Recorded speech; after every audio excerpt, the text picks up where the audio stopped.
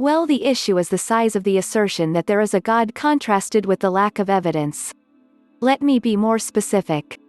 Christians assert that there is a God with infinite power, infinite knowledge, infinite wisdom, infinite love, infinite mercy and infinite judgment, to name a few. This God is completely supernatural. He is unchanging and is in all places at all times as well as out of time. This God wants to communicate and have a relationship with his creations. In the asserted model, one would expect consistent, clear, miraculous interaction with this God on a frequent basis. Every believer would have prayer answered. Miracles would be commonplace. The supernatural would be frequently on display. However, this does not occur. There is no evidence of any supernatural events ever. This God's success rate at answering prayer is on par with other religions, which is to say, it's a placebo. This God knows exactly what he needs to do to open mankind's eyes to the truth but chooses not to. That's not love. That's not mercy. To go a step further, this God chooses to remain undetectable, undermining his goal of a relationship with his creation. He did decide to set up a system of eternal torture, which only exists because God wished it to be. These contradictions on the nature of the Christian God are overt. You can't be a God of love and also set up a system of eternal torture for billions simply because you wish it so. Meanwhile, this all-powerful all-knowing God chooses to not reveal himself overtly. The Bible is riddled with contradictions of such a magnitude that the only way to deem it a holy book is through willful ignorance. So it carries no weight with atheists. The fact that there is no objective evidence for this God when the model says there should be an abundance has tremendous weight with atheists. There is only one religion, which is Islam. One live without religion at first will give you depressing what is the reason of life?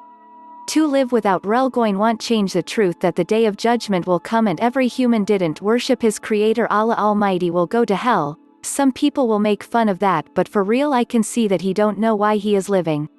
3. Live without religion mean no one except the law will control you, while when you know Allah Almighty see you every time and everything you do you want do smth wrong or steal or kill someone don't deserve to be killed etc. 4. Live without religion is hell on earth and the hell in afterlife will be way worst.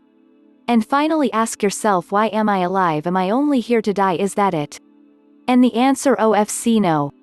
By the way, Jew think they follow Moses and don't believe in Jesus and Muhammad, while Christian think they follow Jesus and they don't follow him because he is servant and masker of Allah and not a God, and don't believe in Muhammad, while we Muslim love them all and believe in them: Noah, Ibrahim, Moses, Jesus, Muhammad etc.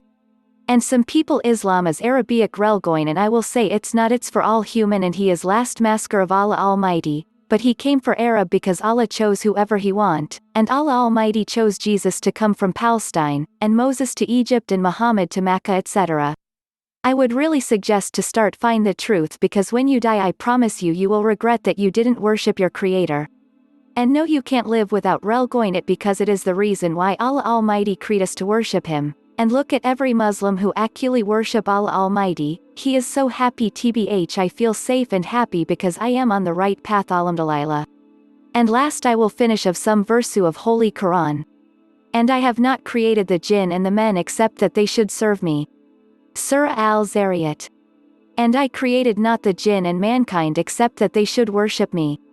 Meaning, I, Allah, only created them so that I order them to worship me, not that I need them.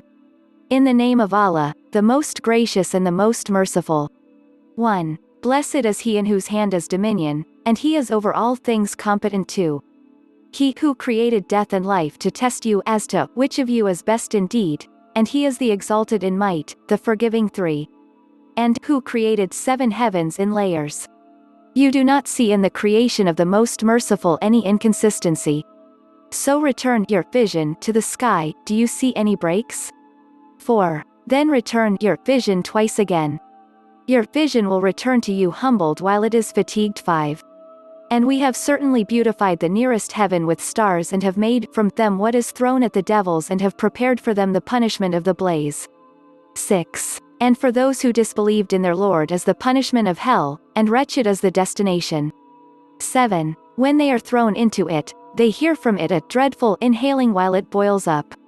8. It almost bursts with rage.